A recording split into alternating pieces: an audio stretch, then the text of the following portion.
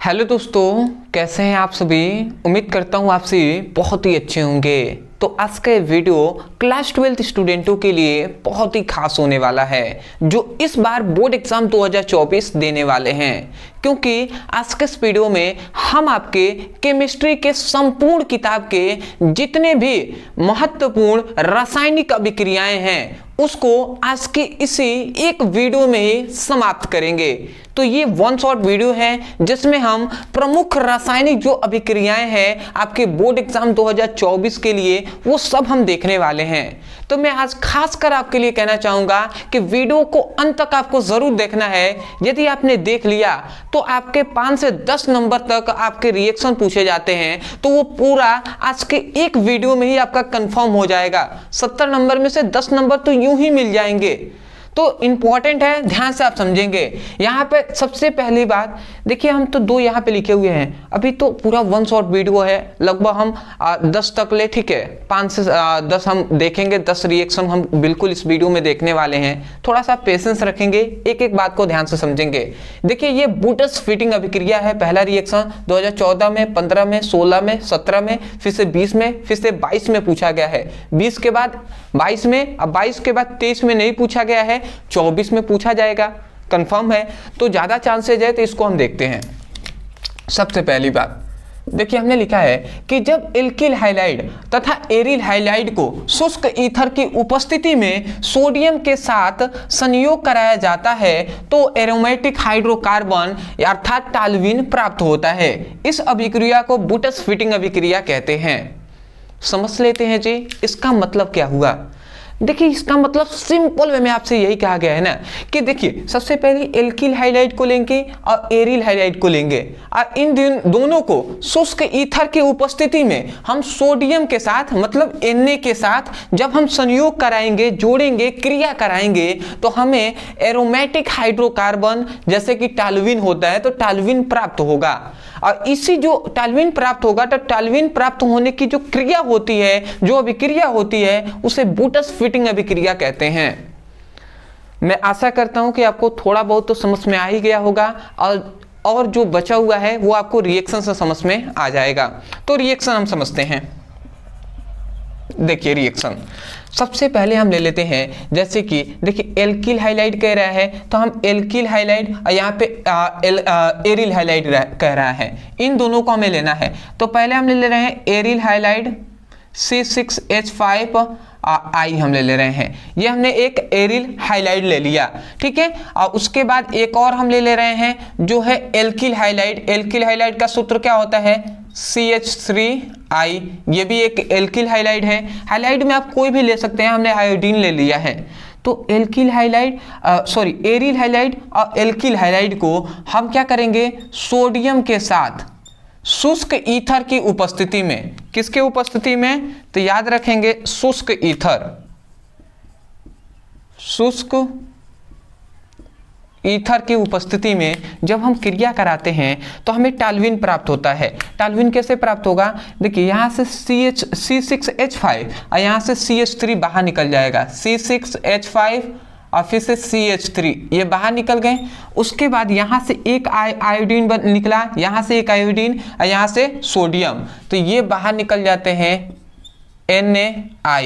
NaI के रूप में बाहर निकल जाते हैं। पर एक बात याद रखेंगे कि समीकरण संतुलित करने के लिए, क्योंकि यहाँ पे 2 आयोडीन है, संतुलित करने के लिए इधर भी 2 का गुणा करा देंगे, इधर भी 2 का गुणा करा देंगे। तो ये आपका बन गया रिएक्शन। नहीं समझ में आया। सिंपल वे में अगर हम कहें तो ये क्या है, इसका नाम है एल्किल हाइलाइड। ये क्या है, एरिल हाइलाइड।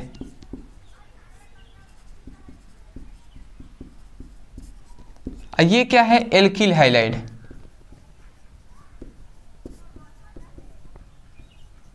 नाम भी आपको लिख लेना है। और ये क्या है, यही है टाल्विन, ठीक है। तो अब आप समझिएगा, यहाँ पे हमने ऊपर क्या लिखा है वही बात हम यहाँ से बोल रहे हैं। हमने यही लिखा है कि जब एल्किल हाइलाइड और एरिल हाइलाइड को शुष्क ईथर की उपस्थिति में सोडियम के साथ क्रिया कराया जाता है तो हमें टॉल्यूइन प्राप्त होता है, और इसी रासायनिक अभिक्रिया को बूटस-फिटिंग अभिक्रिया कहते हैं। यही तो बात हमने नॉर्मल में आपको बताया ना, सिंपल वे में समझ में आ गया है। दूसरे पर आते हैं। दूसरा हमारा इंपॉर्टेंट रिएक्शन है इसी के संबंध में, बूटस अभिक्रिया। एक है बूटस फिटिंग अभिक्रिया जो कि हमने ऊपर देखा। अब देख लेते हैं बूटस अभिक्रिया किसे कहते हैं। 15 में, 16 में, फिर से 22 में पूछा गया है। तो 22 के बाद 23 में नहीं तो 24 में तो कंफर्म है पूछा जाने के चांसेस हैं। इसको भी समझ लेते हैं। देखिए हमने लिखा है जब एल्किल हाइलाइड के 2 अणु को शुष्क ईथर की उपस्थिति में सोडियम धातु के साथ क्रिया कराया जाता है तो एल्केन प्राप्त होता है। मतलब जब एल्काइल हाइलाइड को या एल्किल हाइलाइड को 2 अणु हम लेंगे और उसको हम शुष्क ईथर की उपस्थिति में सोडियम के साथ क्रिया कराएंगे तो एल्किल हाइलाइड के 2 अणु आप ले सकते हैं ना। जैसे कि एल्किल हाइलाइड का मतलब क्या होता है, RX हो गया, ये एक एल्किल हाइलाइड ही है ना, ये एक स्ट्रक्चर है जैसे हम आपको बता रहे हैं। अगर मैं इस पेन से लिखूँ तो और भी बेटर रहेगा।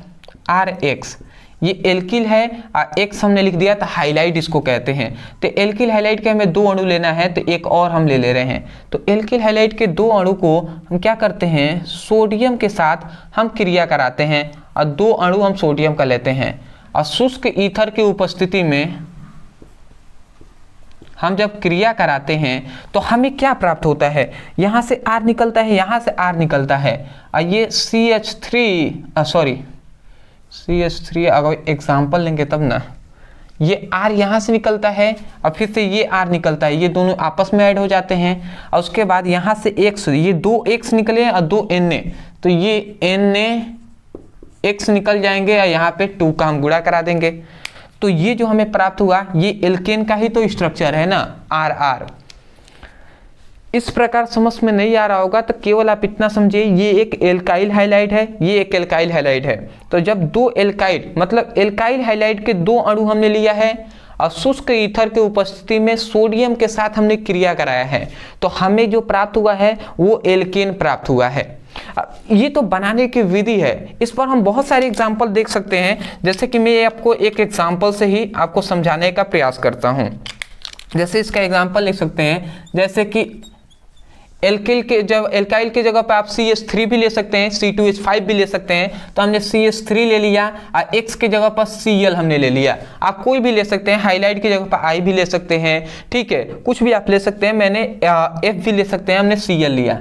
तो एक हमने यहाँ पे एल्काइल हाइलाइड ले लिया है, तो एल्काइल हाइलाइड के हमें 2 अणु लेना है तो CH3 फिर से CH3Cl 2 अणु ले लिया और सोडियम के साथ शुष्क ईथर की उपस्थिति में हमें क्रिया कराना है।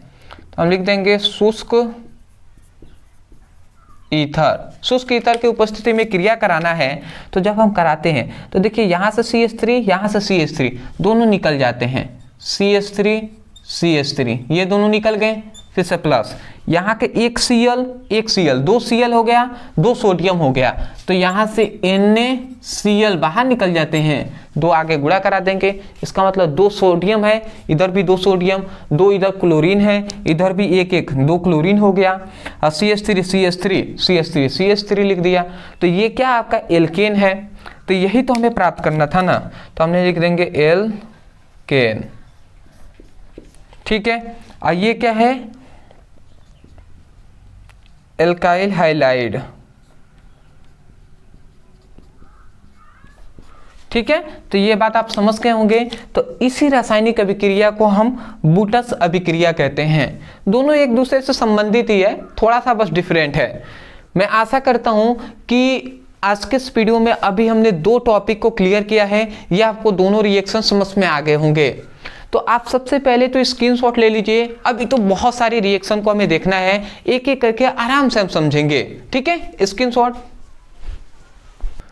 तो अब हम देख लेते हैं अपने अगले इंपॉर्टेंट रिएक्शन को। तो यहाँ पे हमने इंपॉर्टेंट रिएक्शन लिख दिया है, 2 रिएक्शन हम अब देखने वाले हैं। तो वो कौन कौन से रिएक्शन है, बहुत ही इंपॉर्टेंट है, जो है केनिज़ारो अभिक्रिया और दूसरा है राइमर टीमर अभिक्रिया या रीमर टीमर अभिक्रिया भी कहते हैं। तो इनको भी हम समझ लेते हैं, बहुत ही इंपॉर्टेंट है। सबसे पहले हम समझते हैं केनिज़ारो अभिक्रिया 2014 में, फिर से 17 में, 19 में, 20 में, 22 में, 23 में पूछा गया है। इंपॉर्टेंट क्वेश्चन है, हम देख लेते हैं इसको। देखिए ये इंपॉर्टेंट रिएक्शन क्या है, केनिज़ारो अभिक्रिया का मतलब क्या है कि जब फॉर्मल्डिहाइड की अभिक्रिया सोडियम हाइड्रॉक्साइड से कराने पर हमें क्या प्राप्त होता है, मेथिल एल्कोहल तथा सोडियम फॉर्मेट बनता है। और इसी अभिक्रिया को ही हम क्या कहते हैं, केनिज़ारो अभिक्रिया कहते हैं। आप लिख भी सकते हैं कि इस अभिक्रिया को क्या हम कहते हैं, केनिज़ारो अभिक्रिया कहते हैं। ठीक है जी, बात समझ में आ गया होगा। इस अभिक्रिया को केनिज़ारो अभिक्रिया कहते हैं। अब हम समझ लेते हैं इसको थोड़ा सा डिटेल में। देखिए रिएक्शन से हम समझते हैं। सबसे पहले हम क्या लेंगे, फॉर्मल्डिहाइड लेंगे। फॉर्मल्डिहाइड का सूत्र क्या होता है, HCHO। तो फॉर्मल्डिहाइड के हम 2 अणु ले लेते हैं। अब फॉर्मल्डिहाइड के 2 अणु को हम सोडियम हाइड्रॉक्साइड से क्रिया कराते हैं, NaOH सोडियम हाइड्रॉक्साइड के साथ। तो जब हम फॉर्मल्डिहाइड को सोडियम हाइड्रॉक्साइड के साथ हम क्या कराते हैं, क्रिया कराते हैं, गर्म करते हैं, तो हमें क्या प्राप्त होता है, हमें प्राप्त होता है CH3OH प्लस HCONA। ठीक है, ये हमें प्राप्त होता है। ये बात आप याद रखेंगे कि देखिए हमने CH3 का मतलब फॉर्मल्डिहाइड के हमने 2 अणु लिया है ना। तो जब हम फॉर्मल्डिहाइड के 2 अणु को सोडियम हाइड्रॉक्साइड के साथ क्रिया कराते हैं तो हमें क्या मिलता है, मेथिल एल्कोहल प्राप्त होता है और सोडियम क्या प्राप्त होता है, सोडियम फॉर्मेट प्राप्त होता है। तो यही बात है, इसको मैं नाम लिख दे रहा हूं, ये क्या है, फॉर्मल्डिहाइड।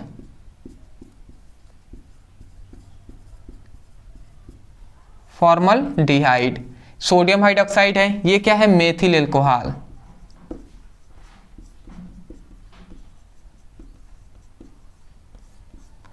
ये क्या है, सोडियम फॉर्मेट।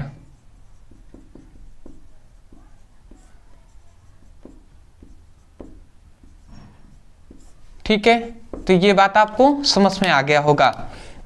देखिए एक बात आप याद रखेंगे कि इसको आपको थोड़ा सा रिएक्शन आपको समझने में थोड़ा परेशानी हो सकता है। क्यों, क्योंकि देखिए यहाँ पे CHO का ना जो फॉर्मल्डिहाइड है HCHO, इसके 2 अणु लिया है गया है। तो 2 अणु का मतलब क्या होता है कि HCOH है और फिर से HCOH है। ठीक है, तो इसमें हमने क्या किया है, यहां से देखिए यहां से ये सब निकल गए हैं। C देखिए यहां से यहां पे एक C हमने केवल ये छोड़ दिया है। ठीक है, मतलब आपको मैं कैसे समझाऊं, थोड़ा सा 1 मिनट समझने का प्रयास कीजिएगा तब आपको समझ में आएगा। देखिए मैं आपको समझाने का प्रयास करता हूं। HCHO फिर से HCHO ये है। अब समझिएगा, देखिए 2 अणु यहाँ पे लिया गया है, इसका मतलब HCHO फिर से HCHO है। तो यहाँ से हमें क्या मिला है, यहाँ से समझिएगा, यहाँ से ये निकल गया है, ये आपका पूरा निकल गया है CH3। तो CH3 यहाँ से निकला है। ठीक है, और उसके बाद यहाँ से OH निकला है। तो यही CH3OH निकल गया है यहाँ पे। उसके बाद आपका क्या क्या बचा, आप समझिएगा, C बचा। ठीक है, देखिए यहाँ पे एक हाइड्रोजन है तो हाइड्रोजन H बचा, फिर से C बचा, फिर से O बचा, और यहाँ पे Na है तो ये बचा। तो आप समझिएगा एक बात आप समझिएगा, ध्यान से आप समझेंगे तो समझ में आएगा। देखिए इसी बात को हम ऐसे भी तो लिख सकते हैं ना, तो CH3 और OH ये निकल गया है। उसके बाद केवल इधर क्या बचा है, हमसे केवल Na बचा है। ठीक है, तो यहाँ पे Na बचा है। हम समझिएगा इसको हम लिख सकते हैं ना, पहले C है तो C हमने लिख दिया, फिर से समझिएगा सॉरी पहले हम H लिख देते हैं, ये हाइड्रोजन है तो पहले हाइड्रोजन, फिर से C है तो C लिख दिया, फिर से 2 ऑक्सीजन है तो 2 ऑक्सीजन लिख दिया, फिर से यहाँ पे Na बचा है तो Na लिख दिया। अब यही तो बात हमने यहाँ पर लिखा हुआ है, समझ रहे हैं। तो यही बात है, ऐसे ही रिएक्शन हुआ है, बट मैंने डायरेक्ट यहाँ पे लिखा हुआ है, ठीक है, ऐसे तोड़ा नहीं जिससे आपको समझ में अच्छे से आ जाए, पर तोड़ कर भी हमने समझा दिया है। आशा करते हैं आपको समझ में आ गया है। यही तो सोडियम फॉर्मेट है ना। तो ये है केनिज़ारो अभिक्रिया, जो मैं आशा करता हूँ समझ में आ गया होगा। आते हैं अपने अगले इंपॉर्टेंट रिएक्शन पे। अगला हमारा इंपॉर्टेंट रिएक्शन है जो है राइमर टीमर अभिक्रिया। 2014, 16, 17, 22 में पूछा गया है, इंपॉर्टेंट है। देखिए कहा गया है, जब फिनॉल में क्लोरोफॉर्म मिलाकर सोडियम हाइड्रोक्साइड मतलब NaOH के साथ गर्म करते हैं तो सेल्सिक एल्डिहाइड बनता है, और इस अभिक्रिया को रीमर टीमर अभिक्रिया या राइमर टीमर अभिक्रिया कहते हैं। देखिए कुछ चीजें हैं जिसको आपको ध्यान देना है। कह रहा है जब फिनॉल में क्लोरोफॉर्म मिलाकर सोडियम हाइड्रोक्साइड जो NaOH के साथ हम गर्म करते हैं तो हमें सेल्सिक एल्डिहाइड बनता है, और इसी अभिक्रिया को हम क्या कहते हैं, रीमर टीमर अभिक्रिया कहते हैं। अब इसको थोड़ा सा समझने का प्रयास कीजिएगा। हम इस तरीके से समझाते हैं। फिनॉल लेंगे सबसे पहले, ठीक है, ये हमने एक बेंजीन रिंग ले लिया, इसके ऊपर OH ले लिया, ये फिनॉल हो गया। अब फिनॉल हमने ले लिया, फिनॉल के साथ हम क्लोरोफॉर्म को लेंगे। क्लोरोफॉर्म का आपको सूत्र पता होगा, CHCl3, ये हमने क्लोरोफॉर्म ले लिया। तो जब फिनॉल को क्लोरोफॉर्म मिलाकर, फिनॉल में क्लोरोफॉर्म मिलाकर हम सोडियम हाइड्रोक्साइड के साथ गर्म करेंगे, सोडियम हाइड्रोक्साइड NaOH, ठीक है। तो याद रखेंगे हम सोडियम हाइड्रोक्साइड के साथ गर्म करेंगे, परंतु याद रखेंगे 3 मात्रा में सोडियम हाइड्रोक्साइड को लेंगे, जिससे अभिक्रिया संतुलित आपको दिखाई दे। तो समझिएगा, फिनॉल को हम क्लोरोफॉर्म मिलाकर, फिनॉल में क्लोरोफॉर्म मिलाकर सोडियम हाइड्रोक्साइड के साथ हम क्या करते हैं, गर्म करते हैं, तो हमें क्या प्राप्त होता है, समझिएगा, हमें प्राप्त होता है सेल्सिक एल्डिहाइड। सेल्सिक एल्डिहाइड का मतलब समझिएगा, ये बेंजीन रिंग, इसके ऊपर OH, ये फिनॉल, ये OH मतलब फिनॉल हो गया, और उसके बाद यहाँ पे CHO जुड़ गया, ठीक है, यहाँ पे CHO जुड़ गया, तो ये सेल्सिक एल्डिहाइड हो जाएगा। उसके बाद आपका फिर से क्या मिलेगा, उसके बाद 3 मात्रा में NaCl मिलेगा और H2O मिलेगा, ये आपका मिल जाएगा, ठीक है। तो ये आपका याद रखेंगे कि जब फिनॉल को क्लोरोफॉर्म मिलाकर, फिनॉल में क्लोरोफॉर्म मिलाकर सोडियम हाइड्रोक्साइड की उपस्थिति में गर्म करते हैं तो हमें सेल्सिक एल्डिहाइड प्राप्त होता है, ठीक है। तो ये भी बात मैं यहाँ पे लिख दे रहा हूँ, फिनॉल। थोड़ा सा आपको कुछ चीजें हैं जो इसको आपको याद रखना है। ये है क्लोरोबेंजीन, ये भी याद रखेंगे। फॉर्मूला भी आपको पता होना चाहिए, क्लोरोबेंजीन का फॉर्मूला क्या होता है। उसके बाद ये क्या है, सेल्सिक एल्डिहाइड,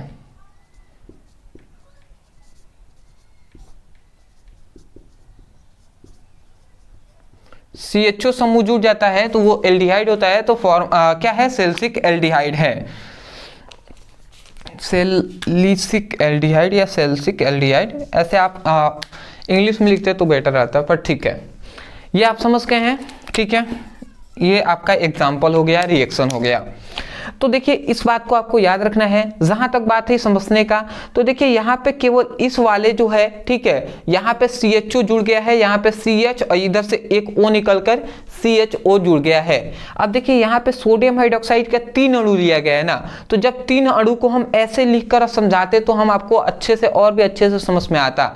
बट मैं अभी कहूँगा 1 शॉर्ट वीडियो है और भी बहुत सारी रिएक्शन को समझना है, तो आपको इतना कम से कम समझ गए होंगे, आप इसको लिख लीजिएगा। आप कहेंगे सर आप मुझे डिटेल में इसको समझना है, तो देखिए हमने इस पर पर्सनली वीडियो बनाया हुआ है जिसमें हमने पूरा विस्तार में करके आपको समझाया है। तो यदि आप विस्तार में समझना चाहते हैं, केवल यूट्यूब पर लिखिएगा राइमर टीमर अभिक्रिया ब्रदर सर, इतना लिख कर सर्च कीजिएगा, वीडियो आपको मिल जाएगा। उसमें हमने डिटेल में आपको इस पर एक्सप्लेन किया हुआ है, तो आप उसमें समझेंगे, आपको समझ में आ जाएगा। हालांकि बहुत सारे रिएक्शन देखना है तो स्क्रीनशॉट ले लीजिए, ठीक है, स्क्रीनशॉट।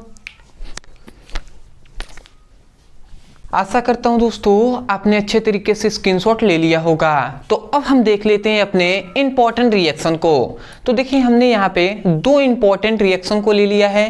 पहला है रोजे-मुंड अभिक्रिया, दूसरा है फ्रीडल क्राफ्ट अभिक्रिया। तो दोनों अभिक्रियाएं बहुत ही इंपॉर्टेंट है, एक एक करके हम समझ लेते हैं। पहले हम समझ लेते हैं रोजे-मुंड अभिक्रिया। तो देखिए रोजे-मुंड अभिक्रिया हमने यहाँ पे लिखा हुआ है कि जब एसिटिक क्लोराइड, ठीक है, जब एसिड क्लोराइड को पीडी या BaSO4 की उपस्थिति में अपचयन कराते हैं तो एल्डिहाइड प्राप्त होता है। इस अभिक्रिया को रोजे-मुंड अभिक्रिया कहते हैं। सिंपल सी बात है, आपको केवल समझ में आ जाएगा जब रिएक्शन हम समझाएंगे। तो यहाँ पे कहा गया जब एसिटिक क्लोराइड को, मतलब जब एसिड क्लोराइड को पीडी या BaSO4 की उपस्थिति में हम क्या कराएंगे, अपचयन कराते हैं तो हमें एल्डिहाइड प्राप्त होता है। और इसी अभिक्रिया को रोजे-मुंड अभिक्रिया कहते हैं। थोड़ा सा हम रिएक्शन समझ लेते हैं जिससे हमें और भी बेटर तरीके से समझ में आएगा। तो सबसे पहले हम एसिड क्लोराइड को लेते हैं। तो एसिड क्लोराइड हम ले लेते हैं CH3COCl। ये हमने एसिड क्लोराइड को ले लिया। अब जब हम इसका अपचयन कराएंगे तो अपचयन किसके, जब जो नवजात हाइड्रोजन हम लेंगे तभी तो अपचयन होगा ना। तो जब हम इसका अपचयन कराते हैं दो हाइड्रोजन लेकर, ठीक है, नवजात हाइड्रोजन के, ठीक है, दो अणु लेकर हम अपचयन कराते हैं पीडी BaSO4 की उपस्थिति में। जब हम ऐसा करते हैं तो ध्यान से आप समझेंगे, यहाँ पे हमें मिलता है CH3CHO प्लस HCl, ये हमें प्राप्त होता है। तो देखिए अगर आप ध्यान से देखें तो जब हम अपचयन करा रहे हैं, ठीक है, तो हमें क्या प्राप्त होता है, CH3CHO, यही तो है एल्डिहाइड। ये कौन सा एल्डिहाइड है, एसिटल्डिहाइड है। तो ये बात आप समझ गए, ये एल्डिहाइड हमें प्राप्त हो रहा है। तो यही बात आपको लिखना है, ये क्या है, एसिड क्लोराइड है, ये नवजात हाइड्रोजन है। तो जब एसिड क्लोराइड को नवजात हाइड्रोजन की उपस्थिति में हम क्या, मतलब जब जो एसिड क्लोराइड को का हम अपचयन कराते हैं पीडी और BaSO4 की उपस्थिति में तो हमें एल्डिहाइड प्राप्त होता है। और इसी अभिक्रिया को हम क्या कहते हैं, रोजे-मुंड अभिक्रिया कहते हैं। कैसे रिएक्शन हुआ है, तो CH3, ठीक है, अब समझिएगा यहाँ पे दो हाइड्रोजन है तो एक हाइड्रोजन केवल यहाँ से निकला है, यहाँ पे दो हाइड्रोजन है, समझिएगा, तो एक हाइड्रोजन केवल यहाँ से निकलकर इसके इन दोनों के बीच में ऐड हो गया है। तो CH और O है तो CH3CHO, तो CH3CHO हो गया है। और यहाँ से एक क्लोरीन, दो हाइड्रोजन था तो एक हाइड्रोजन यहाँ पे बचा हुआ है तो H और Cl ये बन के बाहर निकल गया है HCl। समझ में तो आ ही रहा होगा रिएक्शन, ठीक है। आते हैं अपने अगले रिएक्शन पे जो है हमारा छठा रिएक्शन इंपॉर्टेंट, ठीक है, फ्रीडल क्राफ्ट अभिक्रिया। 14, 15, 16, 17, 22 में पूछा गया है, इंपॉर्टेंट है। जब कह रहा है जब निर्जल AlCl3 की उपस्थिति में बेंजीन की क्रिया मेथिल क्लोराइड से कराने पर टाल्विन बनता है। इस अभिक्रिया को फ्रीडल क्राफ्ट अभिक्रिया कहते हैं।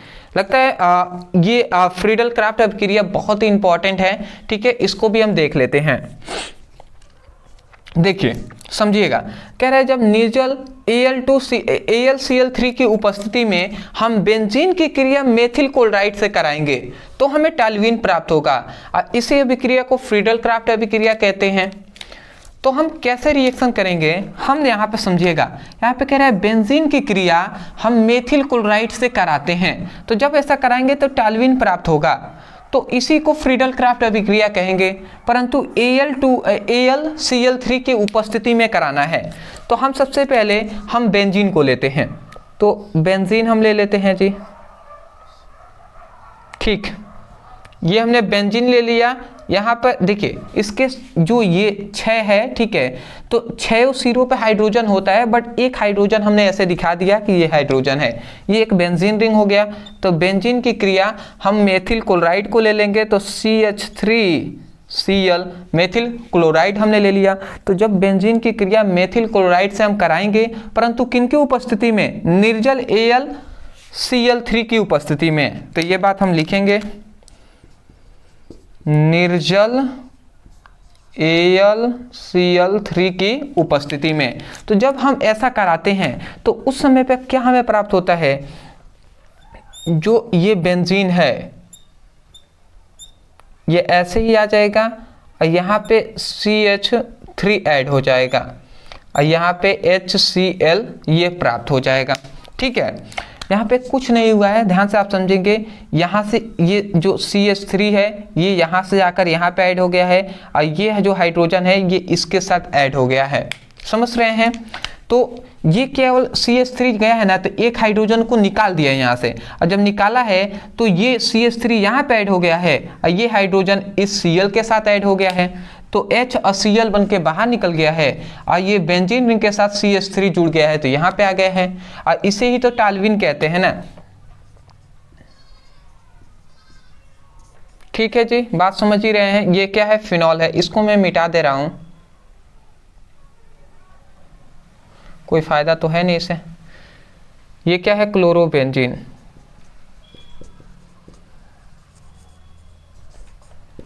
ये क्या है, बेंजीन है।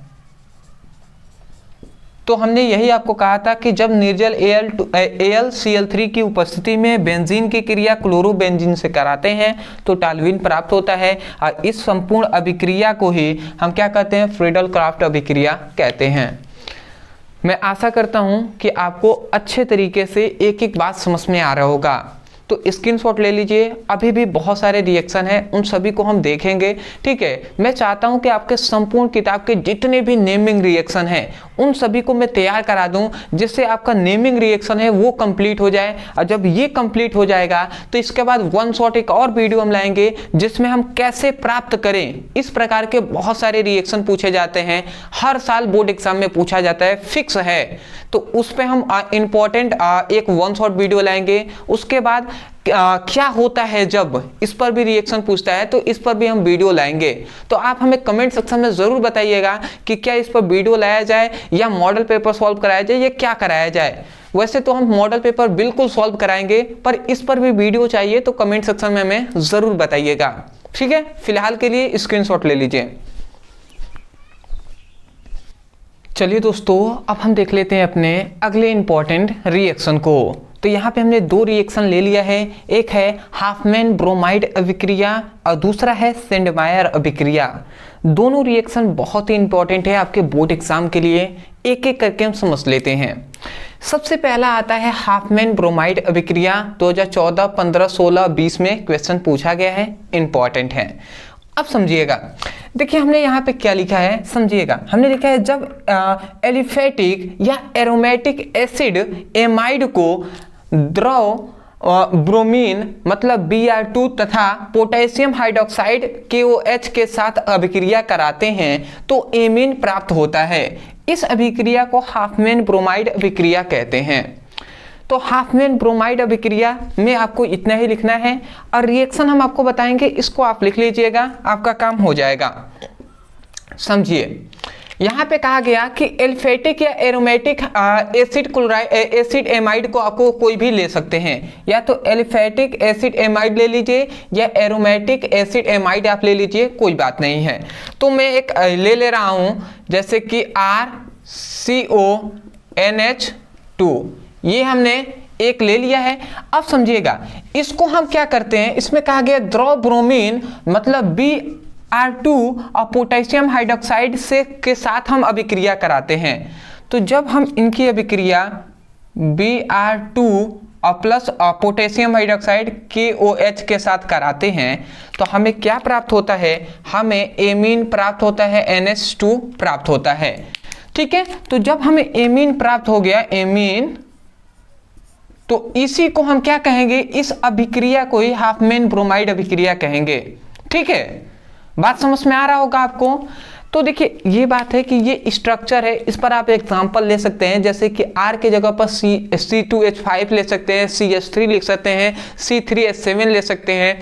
ठीक है, तो एग्जांपल भी आप लिख सकते हैं, अदरवाइज आप इतना ही लिख देंगे, आपका काम हो जाएगा। सिंपल वे में वही बात बताया गया है कि एलिफेटिक या एरोमेटिक एसिड एमाइड को, ठीक है, जो Br2 और KOH के साथ हम क्या कराते हैं, अभिक्रिया कराते हैं, तो एमीन हमें प्राप्त होता है। और एमीन प्राप्त होता है तो इस अभिक्रिया को ही हाफमैन ब्रोमाइड अभिक्रिया कहते हैं। ठीक है, ये सब साइड प्रोडक्ट हो जाएंगे। NH3 ये आपका निकल जाएगा, RCO इनके साथ अभिक्रिया करके साइड प्रोडक्ट आप बाहर लिख सकते हैं। ठीक है, नहीं भी लिखेंगे तो चलेगा, मेन प्रोडक्ट हमारा एमीन ही बनता है। एग्जाम्पल में आप साइड प्रोडक्ट लिख सकते हैं, कोई दिक्कत नहीं है। अगला हमारा 8वां जो इंपॉर्टेंट जो है सेंडमायर अभिक्रिया। सेंडमायर अभिक्रिया किसे कहते हैं, तो कहा गया है जब बेंजीन डायसोनियम क्लोराइड को 60 डिग्री सेल्सियस ताप पर CuCl व HCl के साथ गर्म कराया जाता है तो क्लोरोबेंजीन प्राप्त होता है। इस अभिक्रिया को सेंडमायर अभिक्रिया कहते हैं। समझ लेते हैं एग्जाम्पल से, क्योंकि इस तरीके से ज़्यादा बेटर तरीके से समझ में नहीं आएगा। समझिएगा, कहा गया जब बेंजीन डायसोनियम क्लोराइड को, तो हम बेंजीन डायसोनियम क्लोराइड को ले लेते हैं। ये हमने बेंजीन ले लिया और डायसोनियम हम क्लोराइड ले लेंगे, जैसे कि N2Cl। तो देखिए बेंजीन डायसोनियम क्लोराइड का ये क्या है, सूत्र है। तो बेंजीन डायसोनियम क्लोराइड ले लिया और इसको हम क्या करेंगे, आप समझिएगा, 60 डिग्री सेल्सियस ताप हम लेंगे, 60 डिग्री सेल्सियस ताप हमने ले लिया। उसके बाद प्लस CuCl के साथ और प्लस HCl के साथ हम क्या कराएंगे, क्रिया कराते हैं।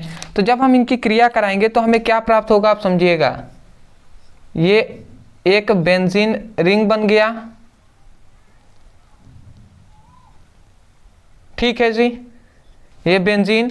और उसके बाद यहाँ पे आप समझिएगा, थोड़ा सा आप ध्यान से समझेंगे, ये बेंजीन के बाद Cl मतलब ये क्लोरोबेंजीन बनता है, N2 बाहर निकल जाता है और HCl भी बनता है। अब आप समझेंगे क्या हो रहा है, कुछ होता नहीं है। जानते हैं क्या होता है कि यहाँ से यहाँ का जो Cl है ना, समझिएगा, यहाँ से जो हाइड्रोजन एक निकलता है और इस वाले जो क्लोरीन है इसको सीधा बाहर, मतलब H और Cl ये दोनों आपस में मिलकर ये HCl बाहर निकल जाते हैं। याद रखेंगे, यहाँ का क्लोरीन बाहर निकल जाता है HCl के रूप में।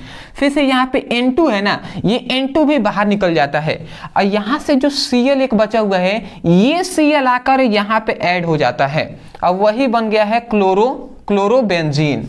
बात समझ में आ रहा है ना। तो यही बात यहाँ पर हुआ है। तो इस बात को मैं यहाँ पे लिख दे रहा हूँ, क्लोरोबेंजीन। ठीक है, तो ये क्या है, बेंजीन डायसोनियम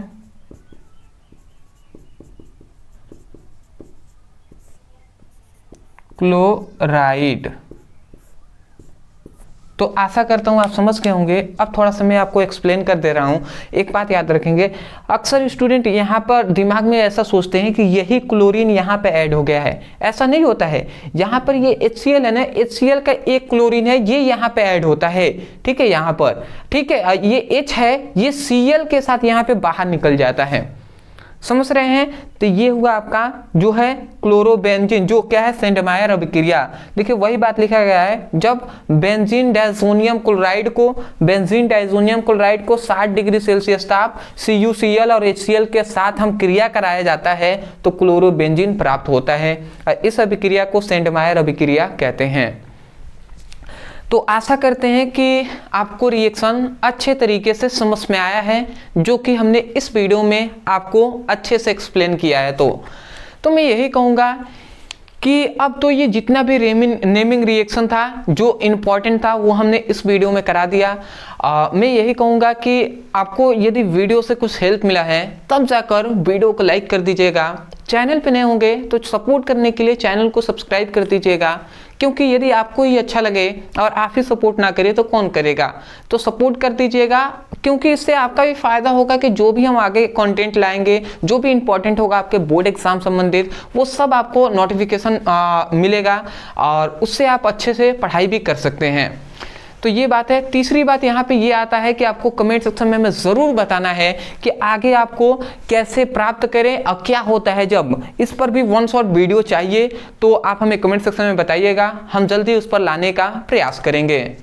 और जितने आपके फ्रेंड्स हैं उनके पास ज़रूर इस वीडियो को शेयर कीजिएगा। जितने भी आपके ग्रुप है, व्हाट्सएप ग्रुप है, जो आपके स्कूल ग्रुप है, कोचिंग ग्रुप है, उसमें इस वीडियो को शेयर कीजिएगा, जिससे उन सभी आपके दोस्त भी अच्छे से पढ़ाई कर सकें। और ईर्ष्या का तो भाव कभी भी रखना नहीं है, जलना नहीं है कि वो पढ़ लेंगे तो वो हमसे ज़्यादा नंबर ला देंगे, वो हमसे कम नंबर ला देंगे, ऐसा कभी भी नहीं सोचना है।